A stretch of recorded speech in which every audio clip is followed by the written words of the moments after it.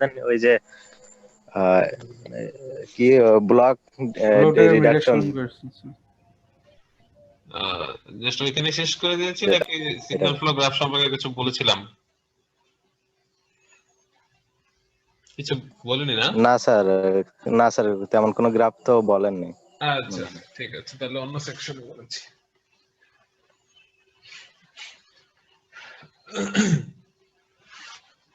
ঠিক আছে, তাহলে আমরা সিগন্যাল ফ্লো গ্রাফ থেকে শুরু করছি।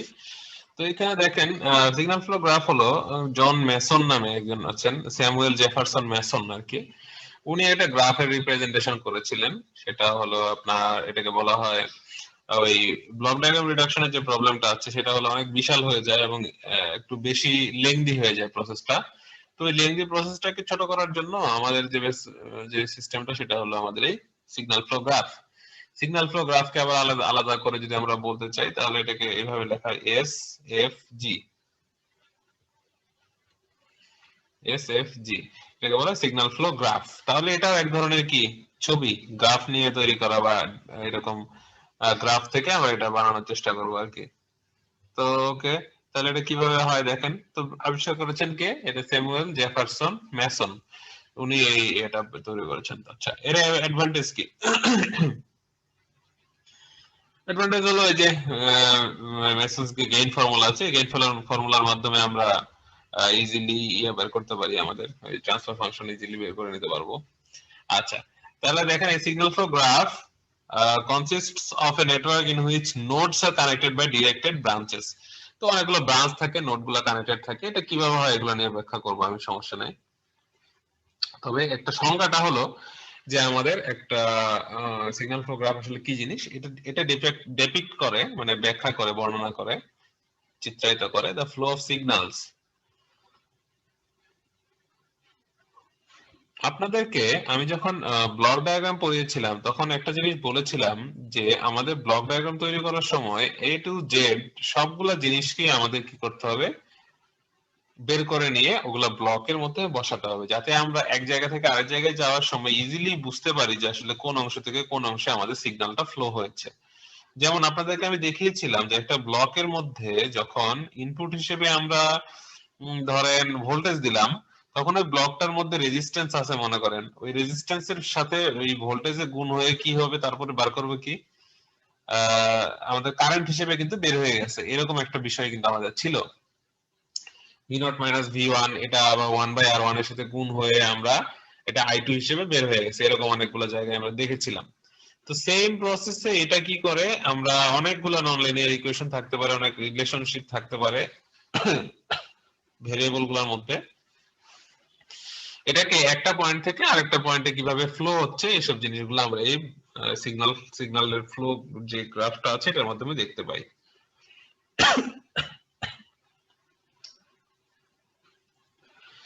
আচ্ছা, তো আসেন আমরা একটা জিনিস দেখি, যেমন ধরেন y is equal to ax, এরকম একটা ইকুয়েশন আছে ধরেন, sorry, y is equal to ax, এই ইকুয়েশনটাকে আমরা যদি সিগন্যাল ফ্লো আকারে লিখতে চাই তাহলে কি হবে দেখেন, y হলো আমাদের আউটপুট, x হলো আমাদের ইনপুট, a হলো আমাদের কি গেইন মনে করেন। তাহলে এরকম হবে, এই পয়েন্টটা হলো x আর এই পয়েন্টটা হলো y, আর মাঝে এরকম তীর চিহ্ন এঁকে এটা দেখানো হবে a। এই হয়ে গেল x O y is equal to ax, এই x এর সাথে এটা গুণ হবে, গুণ হয়ে ইকুয়াল টু এই আকারে দেখা দিবে। তো এটা দেখেন এটাই হলো আমাদের, এটাকে বলা হয় আমাদের সিগন্যাল ফ্লো গ্রাফ। এখন একটা সিগন্যাল, এটা সিগন্যালে একটা সিগন্যাল আছে এই জন্য একটা দেখানো হয়েছে, এরকম অনেকগুলো সিগন্যাল থাকতে পারে একটা সাথে আরেকটা রিলেটেড। তো এরকম আমাদের দেখেন ভি নট মাইনাস ভিআই আমরা এরকম দেখিয়েছিলাম যে I two is equal to V naught minus VI divided by R two, এরকম ইকুয়েশন আমাদের ছিল। আবার এখান থেকে ভি নট এর ভ্যালু একটা পেয়েছিলাম, এই জিনিস এরকম করে অনেকগুলো, চারটা বা তিনটা বা চারটা ইকুয়েশন আমাদের ছিল। ওই ইকুয়েশন গুলাকে আমরা কি করেছিলাম, একটা ব্লকের মাধ্যমে প্রকাশ করেছিলাম, একটা ব্লক ডায়াগ্রামের মাধ্যমে প্রকাশ করেছিলাম, তাই আমরা বলেছিলাম ব্লক ডায়াগ্রাম। এখন এটা যেটা ব্যবহার করছি সেটা হলো আমাদের সিগন্যাল ফ্লো গ্রাফ। তো সিগন্যাল ফ্লো গ্রাফে তাহলে বিশেষত্বটা কি? এটা বিশেষত্ব হলো এর মধ্যে কোনো ব্লক থাকবে না, এরকম ব্লক থাকবে না। ব্লক না থেকে ওই জায়গায় কি থাকবে, ইনপুট আউটপুট ঠিকই থাকবে।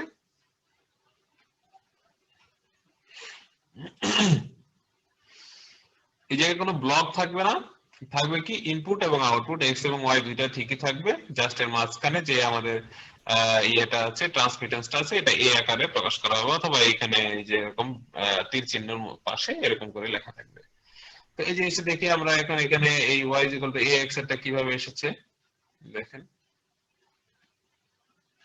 তো এটা হলো the signal flow graph of this equation. এই ইকুয়েশনের সিগন্যাল ফ্লো গ্রাফটা হলো x থেকে y পর্যন্ত, এবং এটা হলো এদের মাঝে কি আছে, a আছে। ওকে, এটাকে বলা হয় কি গেইন, আর এখানে ট্রান্সমিটেন্স বলা হবে, এর মধ্যে দিয়ে ট্রান্সমিট হয়ে যাচ্ছে, এই জন্য ট্রান্সমিটেন্স বলে। তো এই হলো বিষয়। তো এখানে এইখান থেকে আমরা ছোট ছোট অংশগুলো বুঝতে পারবো। যেমন ধরেন এখানে নোড কাকে বলে? এই নোড হলো এই এক্স একটা নোড, ওয়াই একটা নোড, আর মাঝখানে যে কানেক্টেড অংশটা এটাকে বলা হয় ব্রাঞ্চ। দেখেন, every variable in a signal flow graph is represented by a node. তাহলে আমরা এখানে দেখেই বুঝতে পারছি যে এখানে আমাদের ভেরিয়েবল হলো এক্স আর ওয়াই। তো এক্স এর ভ্যালু এখানে এক্স পয়েন্টটা এটা একটা নোড, আবার এখানে ওয়াই পয়েন্ট এটা একটা নোড, আর মাঝে যেটা আছে সেটা হলো কি আমাদের ট্রান্সমিটেন্স এখানে বলা হবে এটা। তো এক্স এবং ওয়াই কানেক্টেড করা আছে যে লাইনের মাধ্যমে, এটাকে বলা হয় ব্রাঞ্চ। ওকে, এটাকে বলা হয় ব্রাঞ্চ। তারপরে আছে দেখেন, branches are always unidirectional. Branches are always unidirectional, এটা সবসময় মনে রাখবেন। এটা মনে না রাখলে হবে, সবসময় বুঝতেই পারবেন। এদিকে তীর চিহ্ন দেওয়া আছে, তার মানে এদিকে কোনোদিন আসবে না, সেটা একদিকে তীর চিহ্ন থাকবে অল টাইম। ওকে, তারপরে আসেন, বলেছে কি এখানে আছে দেখেন, the arrow in the branch denotes the direction of the signal flow. এটা দেখলে বুঝতে পারতেছেন যে এক্স থেকে এদিকে যাচ্ছে, ওয়াই এর দিকে। এক্স হলো ইনপুট, এ হলো আমাদের আউটপুট। এটা যদি আমাদের এরকম একটা ব্লকের মধ্যে থাকতো তাহলে কি করতাম আমরা? তাহলে দেখেন, আমি যদি এখানে একটা ব্লক নিয়ে নেই, তাহলে জাস্ট এটা ব্লক ডায়াগ্রাম। এই এটা একটা ব্লক ডায়াগ্রাম। তো ব্লক ডায়াগ্রামের অংশে কি বসিয়েছিলাম এখানে মনে আছে? এখানে একটা তীর চিহ্ন, সামনে ব্লকের আগে একটা তীর, ব্লকের আগে একটা অ্যারো, ব্লকের পরে একটা অ্যারো, এরকম ছিল। আর এখন আমাদের এই ব্লকটা থাকছে না, আর এই দুইটা অ্যারোর জায়গায় একটা অ্যারো হয়ে যাচ্ছে। এই হলো আমাদের পার্থক্য। তো এগুলো নিয়ে আসলে একটা মেসনের একটা গেইন ফর্মুলা আছে, ফর্মুলার মধ্যে বসাই দিলে, একটু কিছু নিয়ম কানুন মেনে চললেই আমরা ইজিলি ওই ওই সিস্টেমটা ট্রান্সফার ফাংশন আমরা বের করে ফেলতে পারবো। ওকে, দেন এখানে দুইটা ইকুয়েশন দেওয়া আছে, এই দুইটা ইকুয়েশন থেকে আমরা এটা লেখার চেষ্টা করব। আপনারা একটু নিজেরা দেখার চেষ্টা করেন। এইখানে y1 আর y2 এই দুইটা কি বলেন? এই y1 আর y2 এই দুইটা কি? আউটপুট। এটা তো আউটপুট। এখানে ইনপুট তাহলে কি কি আছে বলেন তো? r1 আর R1 r2। আর R1 R2। আচ্ছা, আমরা আগে এখানে আমরা নিজেদের মতো করার চেষ্টা করি। ধরেন r1 r2, এই r1 পয়েন্ট দিলাম, এটা r2 পয়েন্ট। ওকে, আমরা নিজেদের মতো করতেছি, ওরা তো করে দিয়েছে, আমরা ওটা দেখতে যাব না। এটা r1, এটা r2। আচ্ছা, বলেন r1 এর সাথে কি গুণ অবস্থায় আছে? G11 প্রথমটায় r1 এর সাথে g11 গুণ অবস্থায় আছে। তাহলে আমাদের একটা কাজ করি, r1 এর সাথে এরকম একটা বক্স দিয়ে দিই, এটা g11 আছে। বলেন তো r1 এর সাথে g11 এটা যোগ হয়ে কোন পার্ট বের করে? এটা ভুলে যান, এটা r2 ভুলে যান। এখন বলেন তো r1 এর সাথে g1 গুণ হলে কি কার পার্ট হয়? y1 এর পার্ট হয়, তাই না? কি বলেন? y1 এর পার্ট হয়। তাহলে বলেন তো এই লাইনটা আমাদের জি স্যার, ঠিক Y1। আছে কিনা? তাহলে r1 জি স্যার, এই পর্যন্ত ঠিক আছে। g11 এর সাথে গুণ হয়ে y1 হলো। ওকে, তাহলে y1 এর একটা পার্ট হলো, আরেকটা পার্ট কার সাথে আছে? আরেকটা পার্ট কার সাথে আছে বলেন? R2 এর সাথে। R2 এর সাথে, R2 এর সাথে। এই r2 এর সাথে g12। তাহলে r2 এর সাথে g12, r2 থেকেই তো যাবে নাকি? r2 তো ইনপুট, তাহলে r2 থেকে g12 এটা দিয়ে দেন এদিকে, g12। এখন বলেন আপনারাই যে আমাদের দুইটা, এটা কি দুইটা ইনপুট? এটা একটা ইনপুট, r1 এটা একটা ইনপুট। দুইটা ইনপুট কি? দুইটা ইনপুট যোগ হচ্ছে কোথায়? এই পয়েন্টে, নোড, এই নোড পয়েন্টে যোগ হচ্ছে না? যোগ হচ্ছে কিনা বলেন? জি স্যার। দুইটা ইনপুটের জন্য যা পাচ্ছি সেটা যোগ হচ্ছে আর কি, সোজা কথা যেটা। তাহলে দুইটা ইনপুট R1 এবং R2 এর জন্য যা পাচ্ছি, R1 এর সাথে G11 গুণ করে Y1 এর একটা পার্ট, R2 এর সাথে G12 গুণ করে এই Y1 এর একটা পার্ট আমরা তৈরি করলাম। তাহলে দেখেন আমাদের প্রথম ইকুয়েশনটা কিন্তু আমাদের তৈরি হয়ে গেল। প্রথম ইকুয়েশনটা আমাদের এখানে তৈরি হয়ে গেল, সিগন্যাল ফ্লো গ্রাফ এটা।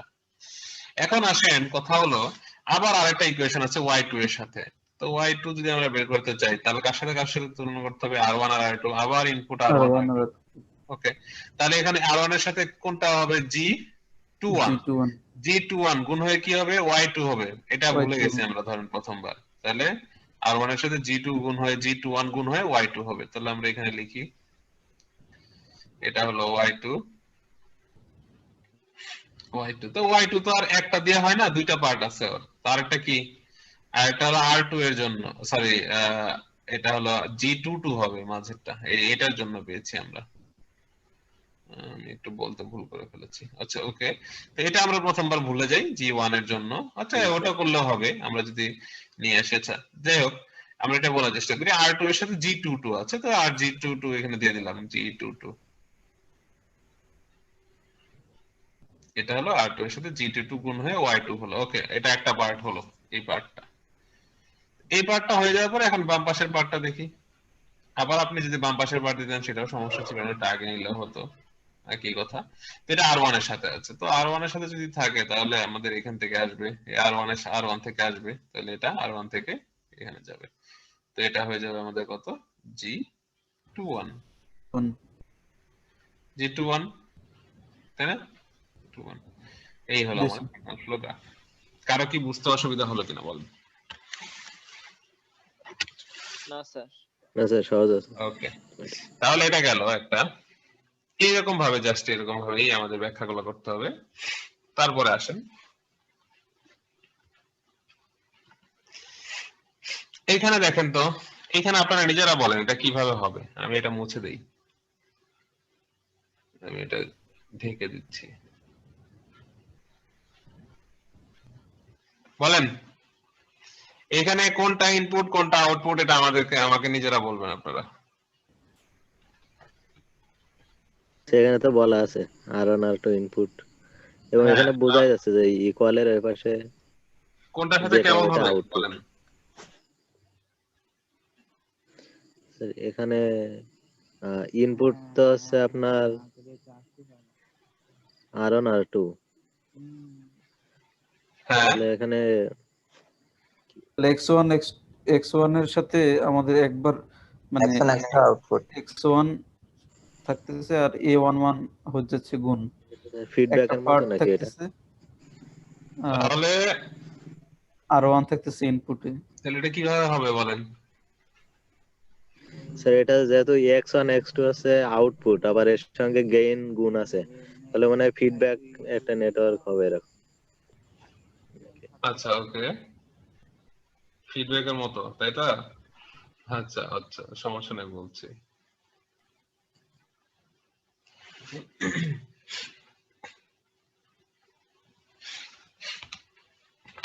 আচ্ছা আমরা তাহলে আঁকার চেষ্টা করি, দেখি।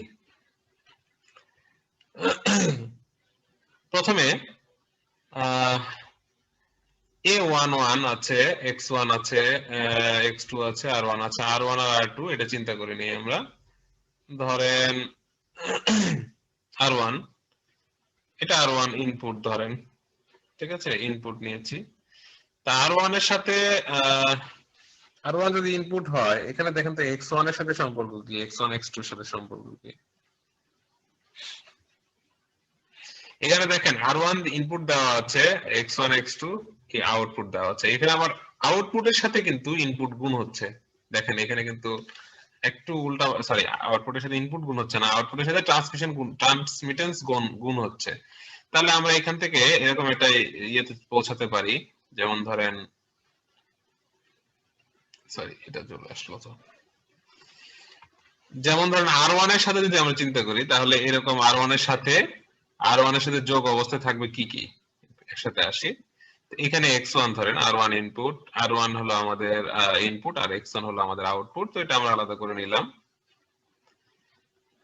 আচ্ছা, তো এই জায়গাতে দেখেন x1 এর সাথে 1 1 একটা আছে, এটা কি আসলে বলা হচ্ছে বলেন তো? 1 1 মানে কি? এই 1 to 1 মানে হলো 1 থেকে 1 এর দিকে, তার মানে এটাও নিচের দিকে, বুঝতে পেরেছেন? এটা হলো নিচের দিকে। তাহলে নিচের দিকে যদি হয়, এটা 1 1 দিয়ে প্রকাশ করি আমরা, এরকম। আবার দেখেন এইখানে x2 এর সাথে আমরা এটাতে যাব না, x1 এটা কিন্তু একটা হলো 1 দিয়ে গুণ আছে, এটা কিভাবে ব্যাখ্যা করব দেখেন। আচ্ছা আমি ওদের যেটা দিয়েছে ওটাতেই আমি ব্যাখ্যা করে দিই, তাহলে বেটার হবে, তাহলে বুঝতে আপনাদের ক্লিয়ার হবে। এটা হলো x1 এর সাথে, প্রথমে আমরা যদি চিন্তা করে নিই, এটা নাই, ধরেন এগুলা নাই, এগুলো একটাও নাই। তাহলে x1 এর সাথে r1 এর সম্পর্ক কি বলেন? x1 এর সাথে আউটপুট আর এটা R1 এটা ভুলে ইনপুট। যান, এগুলা ভুলে যান, ধরেন এগুলা নাই আমাদের কিছু। তখন বলেন তো x1 এর সাথে r1 এর সম্পর্ক কি, এটা এভাবে লেখা যাবে কিনা বলেন তো? জি স্যার। আচ্ছা, তাহলে কি হলো, r1 এর সাথে 1 1 গুণ করেন, গুণ করে কি পাবো, x1 পাবো। তাই হয়েছে কিনা এখানে দেখেন তো, জি তাই স্যার। হয়েছে না? ওকে, তো এটা হয়ে গেল, ওকে ডান। তো এরপরে আসেন, এটা আমরা পেয়েছি, এখন এখানে আসেন a12 আর হলো x2, এটা কিভাবে আসবে দেখেন। এখানে এখানে দেখেই বোঝা যাচ্ছে যে এটা হলো x2 এর সাথে x, এই যে আমাদের যে x2 এর সাথে x1 এর সম্পর্ক কি, এই দুটার মধ্যে সম্পর্ক বার করছে এখানে। কারণ দেখেন R1 ইনপুটটা দুইটা আউটপুটের সমন্বয়ে গঠিত, এখানে x1 আউটপুট আছে, x2 আউটপুট আছে। তো একটা আমরা পেলাম, ওকে, আর দুইটা কিন্তু আমাদের শেয়ার করে আছে। কিভাবে শেয়ার করে আছে দেখেন, a11 এটা নিজেদের এখানে মধ্যে। তাহলে এটা কি স্যার, মানে হ্যাঁ হ্যাঁ বলেন। মানে R1 R2 তো আমার ইনপুট, আর X1 X2 হচ্ছে আউটপুট। হ্যাঁ তার মানে R1 যদি ইনপুট হয় তাহলে X1 আউটপুট, R2 ইনপুট হলে X2 আউটপুট, কিন্তু হ্যাঁ, A1 এই এটা a11 এগুলো এটা সহগ, বুঝতেছি না, এগুলো এটা সহগ, সাথে এগুলো ওটা সম্পর্ক। ট্রান্সমিটেন্স, এগুলো গেইন, বুঝতে পেরেছেন? এগুলো হলো গেইন। যেমন এই যে আমরা এখানে a1 দিয়েছি, এটা হলো a11, ওকে। তো a11 হলো নিজের জন্য, এই জন্য এটা a11 নিজের মধ্যে দিয়েছে, এখানে সেলফ লুপ। আবার a122 দেখেন নিজের, এটা এখানে দিয়েছি। r2 এর সাথে এই x2 এর সাথে সম্পর্ক, এটা হলো 1 সম্পর্ক, এটা 1 এর সাথে গুণ করে দিয়েছি x2 এর সাথে। x1 আর x2 এর মধ্যে সম্পর্ক আছে দেখেন। এখন এই x1 এবং x2 এর মধ্যে কমন কি কি, এটা হলো একটা হলো a12 আর একটা হলো a21, এই কারণে আমরা a12 আর a21 এর মাধ্যমে এটা দিয়েছি, a12 আর এটা হলো a21। a21 মানে হলো a 2 থেকে 1 এর দিকে, আর হলো a 1 থেকে 1 থেকে 2 এর দিকে, এরকম একটা জিনিস চিন্তা করা হয়েছে। তো এই আর কি, এছাড়া এটা কিছু না, এটা আলাদা মানে একদমই। স্যার এই ডিরেকশনটা, হ্যাঁ এই যে স্যার ডিরেকশনটা উল্টা উল্টি মনে হচ্ছে স্যার এটা। হ্যাঁ হ্যাঁ হ্যাঁ, টু ডিরেকশনটা এবং এরকম ভাবে A21 দিয়েছে। আচ্ছা দিয়ে দেন ডিরেকশন, ধরেন এটা 2 থেকে 821, তো এটা হলো ধরেন এদিক থেকে এদিকে দিয়ে দেন, ওকে, আর এদিক থেকে দিয়ে দিন, তাহলে ঠিক আছে। তাই এবার তার মানে স্যার যে কোনো দিকে দিলে হবে এরকম? না না না, যে কোনো দিকে দিলে হবে না, এখানে ভুল থাকতে পারে, এটা যে কোনো দিকে দিলে হবে না। আপনাদের আমি দেখাবো, সামনের দিকে আরো অনেকগুলো আছে, ধীরে ধীরে দেখতে পাবেন আর কি। জি স্যার। স্যার এখানে আরেকটা কোশ্চেন আছে স্যার। হ্যাঁ বলেন। স্যার এই যে A11 এবং হচ্ছে A22 যেটা, হ্যাঁ মানে x1 এর সঙ্গে যেটা গুণ আছে প্রথমটা দেখেন স্যার, আচ্ছা এটা, প্রথমটার, হ্যাঁ হ্যাঁ হ্যাঁ হ্যাঁ ওইটা হ্যাঁ x1 এর সঙ্গে A11 গুণ আছে, আচ্ছা তার মানে হচ্ছে এটা হচ্ছে ওই যে গেইন যেটা আর কি A11, হ্যাঁ। এখন এটা যেহেতু নিজেদের মাঝে, তো A1 থেকে তাহলে 1 আমরা মানে a ওইভাবে না 1 লিখে থেকে আমরা 1 এই এর যে দিকে, যেখানে জি স্যার, এই জন্য জি আমরা স্যার। এখান থেকে 1 স্যার থেকে আমরা 1 এর দিকে এসেছে। জি স্যার, যদি আবার এটা মাঝখানে A22 লিখতাম দেখেন, এই ওয়ান যেখানে, স্যার ওইটা বুঝছি স্যার, হ্যাঁ কিন্তু যদি মাঝখানে লিখতাম ওয়ানের এখানে ওই আগে যেমন গেইন হিসাবে লিখলাম এখানে যদি A11 লিখতাম তাহলে কি হতো স্যার? কোন জায়গার কথা বলতেছেন আপনি, এটা না এটা? এই যে না এই চিত্রে স্যার, চিত্রে ছবিতে এই যে গ্রাফে আর কি, এখানে লিখতেন। গ্রাফের এই ওয়ানের না স্যার, ওয়ান এর এখানে, জি স্যার এখানে যেখানে ব্লক থাকে আর কি, হ্যাঁ হ্যাঁ ওইখানে।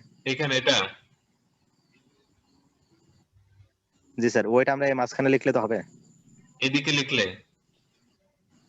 না স্যার ওইখানে না, এই যে R1 এবং X1 এর মাঝখানে যে 1 দেওয়া না না আছে, না এখানে লিখলে হবে মানে না তো, যেখানে ব্লক থাকে আর কি। এখানে হবে না। ও, ও আচ্ছা, ব্লক থাকলে না, ব্লক থাকলে এটা ওইভাবে হবে না, ওটা আলাদা করে লিখতে হবে। এটা তো আসলে আমি বলি ওইটা, ওই অংশটুকু শুধুমাত্র এই অংশটা R1 = X1, এগুলা জাস্ট এই ব্রাঞ্চটা এইভাবে তৈরি, এই X1 নিয়ে এই অংশটুকু, বুঝছেন? এইভাবে নিলে হবে না। এই তো প্রত্যেকটা তাহলে তো আলাদা এর আলাদা। মাঝখানে রাখলে হইতো, মানে হ্যাঁ? গেইন হিসেবে। যদি জাস্ট এটা থাকতো এবং এখানে স্যার, যদি A11 এখানে X1 আরেকটা হতো, বিষয়, যেমন হ্যাঁ হ্যাঁ A11 আমি স্যার A11 টা হ্যাঁ মানে X1 আউটপুটের মধ্যে আমি A11 আঁকলাম, মানে 1 থেকে 1 এই জন্য রাউন্ড দিয়ে আঁকলাম। হ্যাঁ, আবার দ্বিতীয় লাইনের মধ্যে আছে X1 এর জায়গায় আবার আউটপুটের মধ্যে A21, তো এটা তো আর আঁকলাম না। আচ্ছা ওকে, আপনাদের কনফিউশনটা আমি বুঝতে পেরেছি। আমি একটু একে তাহলে দেখাই, নিজে একে দেখাই। আমি ভাবছিলাম যে আমি না আঁকলেও হবে, আসলে বিষয়টা কি রকম আমি একটু একবার নাই করে দেই। আচ্ছা দেখেন, প্রথম কথা হলো আমাদের যে সিস্টেমে আমরা কাজ করে থাকি সেটা হলো R1 নিয়ে আমরা কাজ করি। ওকে, R1 নিলাম প্রথমে ইনপুট। ওকে, R1 ইনপুটের সাথে আগে X1 এর চিন্তা করি আমরা, এটা কিভাবে আছে বলেন? আমরা যদি আচ্ছা ধরেন এইভাবে না ধরে আরেকটা ভাবে নেই। আচ্ছা আমি একটু সরি, এটা না, এটা না দিয়ে আগে X1 নেই আমরা এখানে, যেহেতু X1 টা বাম পাশে আছে, ডান পাশে আছে, এটা নিলাম। ওকে, X1 পয়েন্টার সাথে কি গুণ যোগ করতে হবে, কি কি বলেন তো? R1 এইটা আর এইটা, তিনটা জিনিস যোগ করতে হবে, এটুকু মনে রাখেন, একটা মনে রাখেন। আচ্ছা, তো R1 X1 এর সাথে R1 এর সম্পর্ক কি বলেন তো? R1 হলো ইনপুট, X1 এটা হলো হচ্ছে আউটপুট, তাহলে X1 থেকে তো R1 এর দিকে আউটপুট। যাবে না, আউটপুট থেকে তো আর ইনপুটের দিকে যাবে না, আসলে কি ইনপুট থেকে আউটপুটের দিকে আসবে। তো এটা আমরা 1 হিসেবে এটা ধরে নিলাম যে আমাদের এই কাজটা শেষ হলো। R1 = X1, R1 X1। এখন এই রেখা দিয়ে আমরা কেটে বুঝতে পারি কিনা বলেন? এটুকু বুঝতে পেরেছি কিনা যা এঁকেছি আমি? যা জি স্যার, ওকে। জি স্যার। স্যার বুঝছে এতটুকু। এরপরে আসে কি X1 আর হলো X2। তো আমরা X1 যেহেতু আমাদের আছে, X2 টা আমরা এখন পরে চিন্তা করি, এটাও আমরা পরে চিন্তা করি। ওকে, তো X1 আছে আমাদের, X1 এর সাথে কি গুণ অবস্থায় আছে বলেন তো? এটা হচ্ছে A11 গুণ আছে। A11 গুণ অবস্থায় আছে। ওকে, তাহলে A11 এর নিজস্ব, তাই আমরা ভাবলাম কি তাহলে A1 থেকে 1 এর দিকে কোথাও আছে, যায়নি, অন্য কোনো পয়েন্টে যায় নাই। সো আমরা এখানে এইভাবে করে দিয়ে নিলাম এটাকে A11। ওকে, গেল। এখন আবার X1 এর সাথে কার সম্পর্ক আছে বলেন? লাস্টলি কার সম্পর্ক আছে? এটার সম্পর্ক আছে, আমরা তো এটাও। স্যার স্যার এখানে একটু একটা ছোট্ট কোশ্চেন আছে স্যার। হ্যাঁ হ্যাঁ বলেন।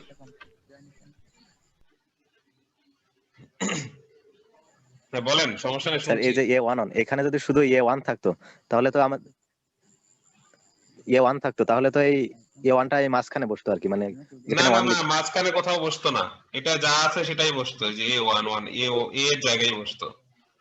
আপনি ওটা যদি এইভাবে ব্যাখ্যা করতেন, আপনি যেটা বলেছেন আর কি, যে কথাটা, যে এখানে নরমাল A1 আমি দিলাম, A1 দিলাম, কিন্তু ঘটনা হলো যে এখানে R এর সাথে একবার X1 এর একটা সম্পর্ক হয়ে ও গেছে। জি স্যার, জি স্যার, জি স্যার, বুঝতে পেরেছেন? এখানে তো তাহলে আর একটা লাইন আমরা তৈরি করে ফেলেছি, তাহলে ওই ব্রাঞ্চটা তো আর একবার তৈরি করা যায় না।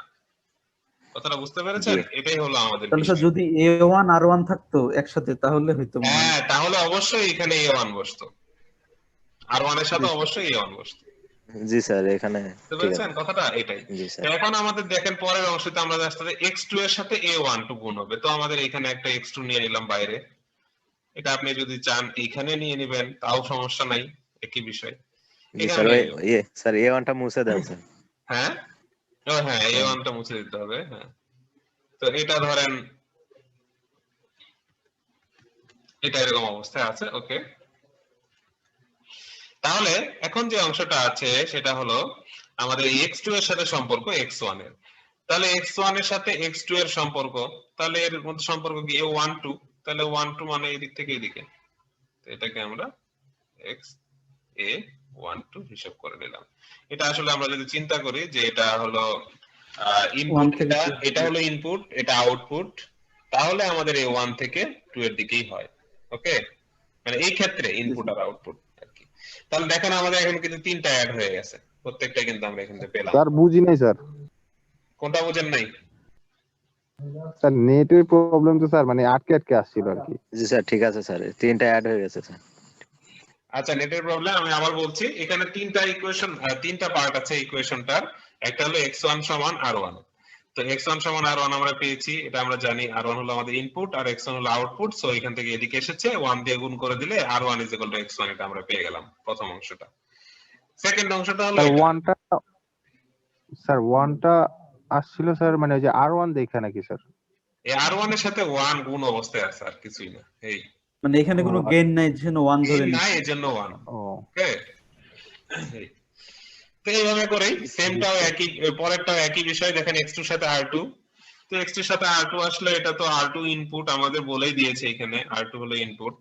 সো এখানে r2, আর এখানে তাহলে কি হবে, r2 থেকে ইনপুট x2 এর দিকে যাবে, তাহলে এটা হলো 1 দিয়ে গুণ করে দিয়েছি।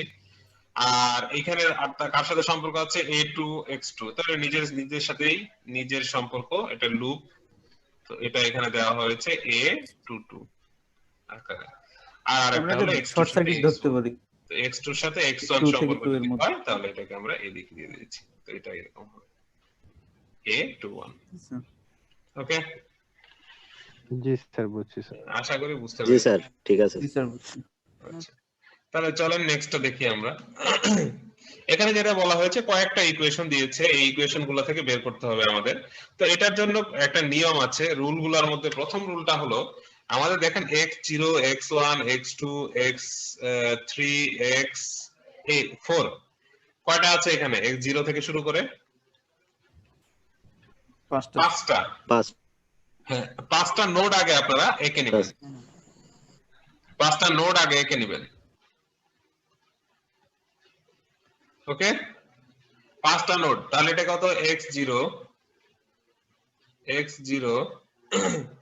এটা হলো x1, এটা হলো x2, এটা হলো x3, এটা হলো x4। ওকে, এখন বলেন সবচেয়ে সহজ কোনটা, x4 এর সাথে x3? এটা আমরা যাব না, আগে x1 নিয়ে কথা বলি। x0 এর সাথে কি গুণ করলে x1 হবে? এ গুণ করলে। a গুণ করলে। তাহলে বলেন তো ডাইরেক্ট এই লাইনটা লেখা যায় কিনা? x0 এর সাথে a গুণ করে দিলাম x1। ওকে, নেক্সট কোশ্চেন, নেক্সট টার্মে যাই। x1 এর সাথে কি গুণ করলে x1 হবে? x1 এর সাথে কি গুণ করলে x1 হবে? বি লুপ হবে ভুল করে, নিজের মধ্যে হ্যাঁ ওকে, লুপ হবে। Self loop. আবার বলেন x2 এর সাথে কি গুণ করলে x1 হবে? এটা হচ্ছে সি গুণ করলে। তাহলে x2 কে আমরা তাহলে উল্টা দিক থেকে আসবে, এই দিক দিতে হবে, তাই না? এরকম উল্টা দিক থেকে এই দিক দিতে হবে, সি। ওকে, হ্যাঁ কথা বুঝতে পেরেছেন? জি। ওকে, তাহলে এখন বলেন x1 এর সাথে কি গুণ করলে x2 হবে? স্যার এই লাইনটা বুঝি নাই স্যার। কোনটা স্যার এইটা একটু বুঝাইতেন না। স্যার, x2 এই যে সি গুণ করলেন উল্টা দিকে। স্যার X2 প্রথমটা হলো হলো input। x0 এর সাথে আমি X2 a গুণ input করলে input। x1 হয়, তাহলে আমি x0 x2 হলো ইনপুট, x2 এর সাথে c গুণ করলে x1 হবে। তো এখানে x1 হলো আউটপুট, x2 হলো ইনপুট। তো x2 এর সাথে c গুণ করলাম, গুণ করে কি পাবো, x1 পাবো। তাহলে x2 ইনপুট হলে x2 এর দিকে x1 এর দিকে আসবে না, এটা c-টা, জি স্যার। এটা। আচ্ছা, তো এখন এখানে দেখেন x1 এর সাথে d গুণ করব, তাহলে x1 এর সাথে d গুণ করেন, d গুণ করলে কি হবে, x2 হবে। এই ডিরেক্টলি এটা দিব আমি, x2 পাবো, d গুণ করলাম, x1 এর সাথে d গুণ x2 করলে পাবো। x2 পেলাম। ওকে, আবার ধরেন x3 এর সাথে স্যার কি এগুলা গুণ গোল করলে করে না x2 দিয়ে পাবো? আমরা যদি সোজা করে দিই। কি বললেন, বড় বড় করে একটু জোরে বলেন। বললাম যে স্যার আমরা যদি এটা কার্ভ করে না দিয়ে সোজা মানে সমান করে দিয়ে দিলাম, মানে সমান উপরেরটা করে বাঁকা করে দিলাম, কি ডিরেকশন দিলাম, সমস্যা হবে কি? ওই সি যেটা দিয়েছেন হ্যাঁ। এটা, জি স্যার। মানে আমরা মানে ডিরেকশনটা সেম দিলাম, কিন্তু আমরা এভাবে কার্ভ করে না দিয়ে। ব্যাকওয়ার্ডটা শুনেন, আমার কথা শুনেন। সি একটা ব্যাকওয়ার্ড যেগুলা, এগুলো ব্যাকওয়ার্ড পজিশনে যেগুলা আছে উল্টা দিকে, এগুলা ওইভাবে দেখানো হয়। নরমালি আমাদের কাজের সুবিধার জন্য এদিকে ডানে দেখানো হয়, একদিকে চিহ্নগুলা এরকম সোজা করে দেখানো হয়। না স্যার ডিরেকশন তো ঠিক আছে, কিন্তু মানে হ্যাঁ মানে কার্ভ না হয়ে রেক্ট্যাঙ্গেল আপনি আকারের হবে আর যেভাবে কি ইচ্ছা ওইটা। সেভাবে দিতে পারেন, কোনো সমস্যা নেই। আপনি যেভাবে জি ইচ্ছা স্যার। সেভাবে দিতে পারেন। ডিরেকশনটা ঠিক থাকলে চলবে। হ্যাঁ, ডিরেকশন ঠিক থাকলে ডিরেকশনটা ঠিক থাকলে চলবে। ওকে, এটা গেল। আবার এরপরে আসেন যে আমাদের x3 এর সাথে x2 এর সম্পর্ক। x3 এর সাথে x2 এর সম্পর্ক কি বলেন? স্যার এটা উল্টা দিকে আসবে x3 তাহলে। এর সাথে e গুণ করতে হবে, জি তাহলে স্যার, আমাদের ই এদিকে ই দিতে গুণ হবে। অবস্থায় আসবে এবং উল্টা দিকে। হ্যাঁ, তাহলে এদিকে দিয়ে দিলাম e। জি স্যার। ওকে, আবার বলেন তো এইখানে x3 এর সাথে এখানে x2 এর একটা সম্পর্ক আছে, কি এটা? x2 এর সাথে কি গুণ করলে x3 হবে? জি g গুণ করতে হবে, তাহলে এটা আমরা কানেক্টেড করে দিই জি এখানে, এটা g। ওকে, তারপরে আসেন x0 এর সাথে কি গুণ করলে x3 হবে? f0 x0 এর সাথে মানে f f গুণ করলে, f গুণ করব। x0 এর সাথে f গুণ করলে কি হবে? x3 হবে, তাহলে এখান থেকে এদিকে যাবে। ওকে, আবার দেখেন, এখন বলেন x3 এর সাথে কি গুণ করলে x4 হবে? x এইচ এইচ এইচ গুণ করবে। এইচ গুণ করলে। এই যে আমাদের সিগন্যাল ফ্লো গ্রাফ তৈরি হয়ে গেল। বুঝতে পারলেন কি তাহলে এটা? জি স্যার। আশা করি বুঝতে পেরেছেন। দেখি জি স্যার, বুঝতে পারছি। বাকিটা ওনাদের কি করেছে।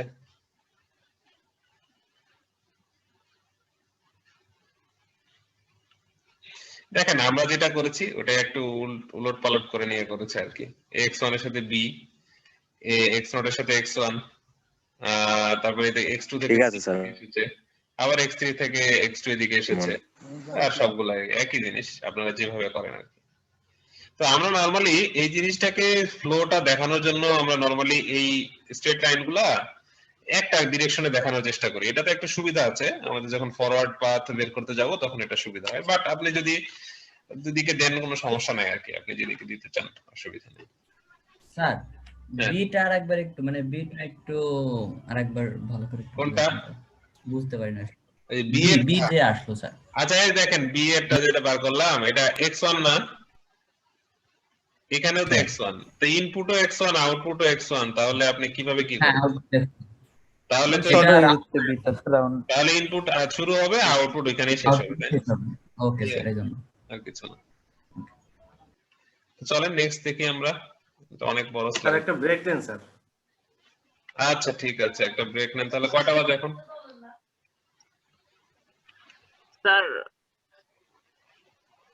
স্যার এখানে এইচ যে রেখাটা টানছেন ওইটা কি সরল রেখাই টানতে হবে নাকি বক্ররেখা দিয়েও দেখানো যাবে? এই যেটা x4 এর জন্য যেটা x3 থেকে এটা আপনি সোজা জি স্যার। টানেন, বাঁকা টানেন, কোনো সমস্যা নাই, লাইন হইলেই হয়েছে আর কি। ও আচ্ছা কিন্তু ডিরেকশন মানে সব ডিরেকশনটা 100% এটাই থাকতে হবে। আচ্ছা আচ্ছা, x3 থেকে x4 এর দিকে যাচ্ছে এটাই দেখাইতে হবে। তো ঠিক আছে, আপনারা একটা ব্রেক নেন, 8টার দিকে আসেন। 8টার দিকে আসার পরে আমরা এটা পড়াবো বাকিটা। জি স্যার। আচ্ছা, আমাদের এটা শুরু করি, পরের অংশ।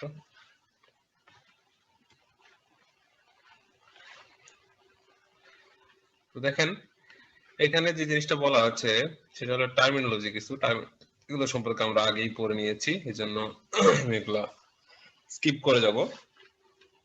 তো যাই হোক, ইনপুট নোড কোনটা? এই যে x1, এটা ইনপুট নোড, যে পাশ থেকে যাবে, আর আউটপুট নোড হলো যেখানে রিসিভ করবে। সরি।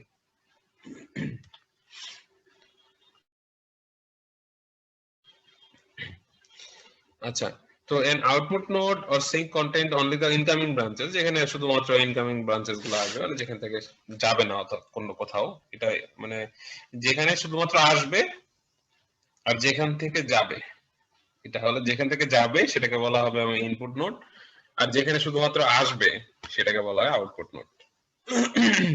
আচ্ছা, একটা একটা পথ, এই পাথ এখানে বলা যায় আসলে কোন পাথ কোন কাকে বলে।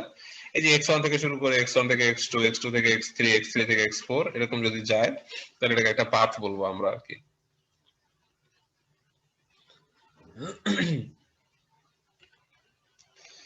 আর যদি এখানে দেখেন ফরওয়ার্ড পাথ কাকে বলে, সেই জন্য আপনাদেরকে বলেছিলাম যে আমরা যে তীর চিহ্নগুলো দেই ফরওয়ার্ড পাথ নির্ধারণ করার জন্য।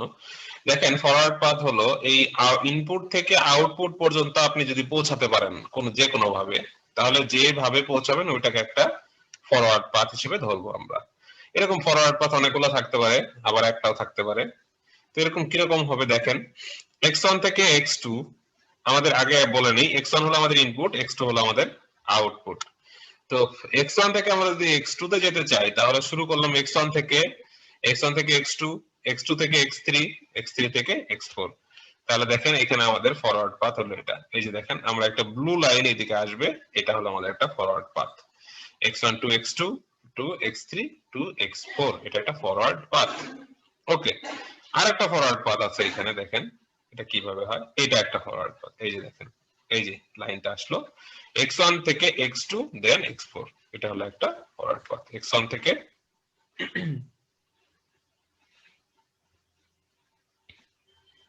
x1 থেকে x2, x2 থেকে এখানে x4, এটা আরেকটা ফরওয়ার্ড পাথ।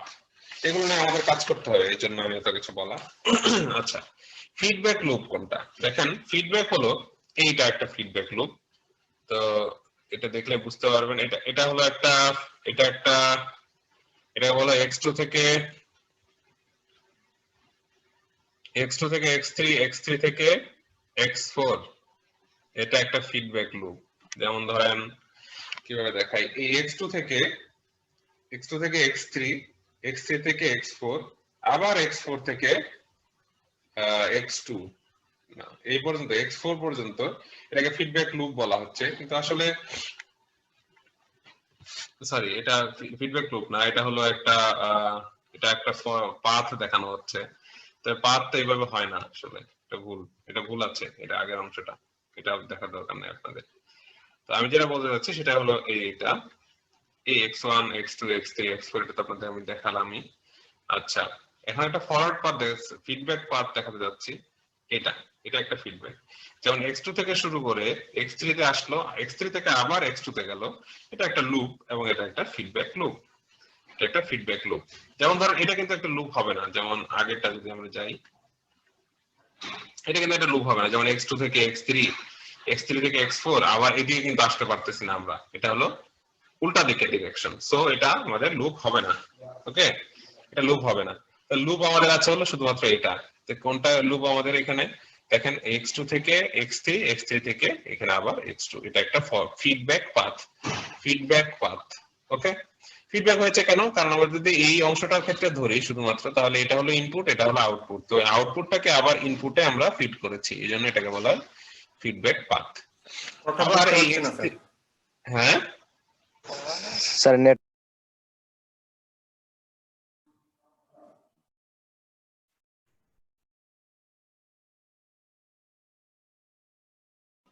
ওকে, আমি বলছি আবার, সমস্যা নাই। আমি কেন জানি আজকে সকাল থেকে সন্ধ্যা থেকেই নেটটা এরকম শুরু করছে আর কি, ইন্টারনেট, জানি না কেন হয়েছে এরকম।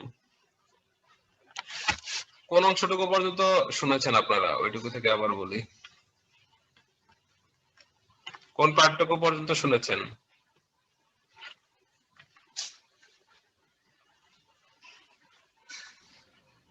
স্যার এখনো স্যার ভেঙে ভেঙে কথা আসছে স্যার, স্পষ্ট না। এখন কি বোঝা যাচ্ছে কথা?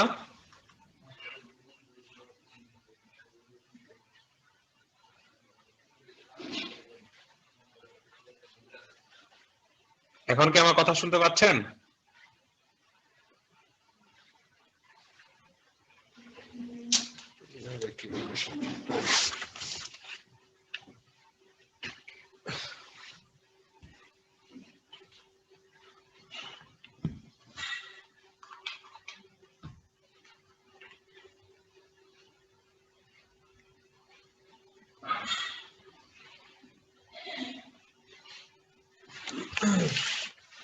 আপনারা কি এখন আমার কথা শুনতে পাচ্ছেন? হ্যালো স্যার জি স্যার, এখন শোনা যাচ্ছে। ক্লিয়ার একবারে। আচ্ছা, তাহলে আপনারা যতক্ষণ পর্যন্ত বোঝেননি ততক্ষণ থেকে আমি আবার শুরু করি। সেটা হলো এখানে forward path x1 x2 x3 x4 এগুলো দেখিয়েছিলাম। তো ফিডব্যাক লুপের কথা বলেছিলাম যে x2 থেকে x3 x3 থেকে আবার x2, এটা একটা ফিডব্যাক লুপ। আমরা যদি এটা একটু ইয়ে করে দেখাই, এটা একটা ফিডব্যাক লুপ। কেন আমাদের এখানে x2 আর x3 এই অংশটুকু যদি আমরা চিন্তা করি, তাহলে x2 এই অংশটার ইনপুট আর x3 হলো আউটপুট। তো এই আউটপুটটা আবার দেখেন এই তীর চিহ্ন দেওয়া আছে এদিকে, এই বাম x2 এর দিকে, এই দিকে আমাদের এখানে a23 এর মাধ্যমে এদিকে আসছে। তাহলে আউটপুটটাকে ইনপুটে ফিড করা হয়েছে, এজন্য এটাকে বলা হয় ফিডব্যাক পাথ। ওকে, এটাই আমি বোঝাতে চাইছিলাম এখানে। তো এখানে দেখেন ওই অংশটাতেই সেলফ। আবার ডিস্টার্ব করতেছে নেটওয়ার্ক। আমার এখানে তো সিগন্যাল তো দেখাচ্ছে না যে ব্যান্ডউইথ উইক, এরকম কিছু দেখাচ্ছে না কিন্তু। তো প্রবলেম কেন করছে জানি না। আচ্ছা, আমার কথা কি এখন শুনতে পাচ্ছেন নাকি পাচ্ছেন না? কিছুই বোঝা যাচ্ছে না। এখনো বোঝা যাচ্ছে না? জি স্যার, এখন ঠিক আছে। আচ্ছা, তো সেলফ লুপ যেটা এখন আছে বোঝা সেটা হলো যাচ্ছে। এই যে আমাদের এই পয়েন্ট থেকে এই পয়েন্টের দিকে দেখেন, এই অংশটুকু থেকে এই a33, এটাকে বলা হয় সেলফ লুপ। এটা একটা লুপ, এক জায়গা থেকে শুরু হয়েছে আবার এক জায়গায় শেষ হয়েছে, এই জন্য এটাকে বলা হয় লুপ। আবার এটা যেহেতু একটা জায়গায় শেষ হয়েছে, একটা জায়গায় শুরু হয়েছে, ওই জায়গাতেই শুরু হয়েছে, ওই জায়গায় শেষ হয়েছে, তাই এটাকে বলা হবে সেলফ লুপ। দেখেন অন্য কোনো কিছুর সাথে, অন্য কোনো নোডের সাথে কিন্তু কানেক্টেড নাই, x2 x1 x4 এগুলোর সাথে কিন্তু কানেক্টেড নাই, সো এটাকে বলা হয় সেলফ লুপ। আবার যদি আমরা চিন্তা করি যে গেইন, প্রত্যেকটা ব্রাঞ্চের গেইন হলো a21, এগুলো হলো গেইন বলা হয়। যেমন এটা একটা সেলফ লুপ, এই দেখেন গোল একটা ইয়া হলো। তারপরে হলো এটা আমাদের দেখানো হয়েছে ফরওয়ার্ড পাথের গেইন। তো ফরওয়ার্ড পাথের গেইন মানে যে ফরওয়ার্ড পাথটা আমরা চিন্তা করব x1 x2 x3 x4 এরকম, মানে ইনপুট থেকে আউটপুটে যাওয়ার যে রাস্তা, ওই রাস্তায় যতগুলা গেইন পাবো সবগুলা গেইনের গুণফল হলো ওই ফরওয়ার্ড পাথের গেইন। এই যে এখানে দেখানো হয়েছে এটা ফরওয়ার্ড পাথের গেইন a21 a32 a43। আচ্ছা, লুপ গেইন, একটা লুপের যে গেইন হবে সেটা হলো লুপ গেইন। লুপ গেইন মানে কোনটা? এটা একটা আমাদের লুপ, এটা একটা লুপ, এই লুপের গেইন কি a32 আর a23, এই দুটার গুণফল, এটা হলো আমাদের একটা লুপের গেইন। একটা লুপের যতগুলা গেইন আছে সেগুলোকে একটা লুপ গেইন বলা হয়। এখন বলেন যদি এরকম দুইটা লুপ থাকে যে একটা আরেকটাকে টাচ করে না, ওই লুপগুলোকে বলা হয় নন টাচিং লুপ। ঠিক আছে, ইয়েগুলো বলা হয় নন টাচিং লুপ।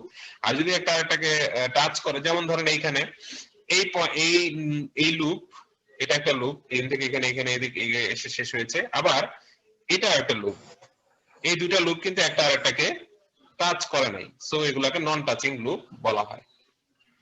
আবার দেখেন স্যার আজকে মনে হয় এই টপিকসটা মনে হয় পরে পড়ানো ভালো স্যার, আবার নেটওয়ার্কের প্রবলেম করতেছে। আবার করতেছে?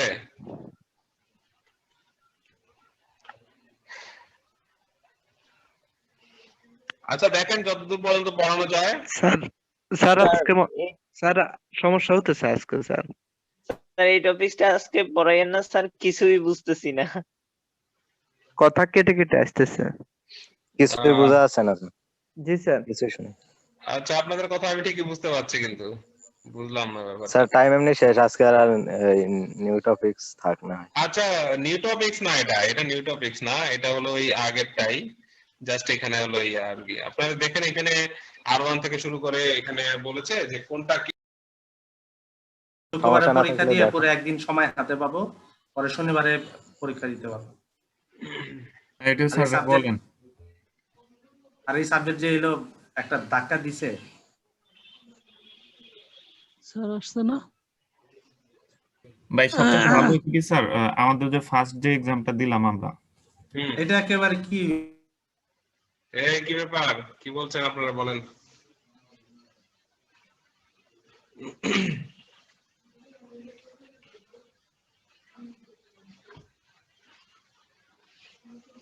নতুন পরীক্ষা না? পরীক্ষা দিতে যাচ্ছেন, কি হয়েছে পরীক্ষা নিয়ে, কি হয়েছে বলেন। পরীক্ষা মানে বেস্ট 4টা থেকে 2টা কাউন্ট হবে আর কি। না, তা হয়েছে কিন্তু এই সিলেবাসটা খুব সহজ ছিল, এটা আমরা খুব ভালো মার্ক পেতে পারতাম। শর্ট ছিল, কম পড়া ছিল। আমার কথা কি শুনতে পাচ্ছেন আপনারা?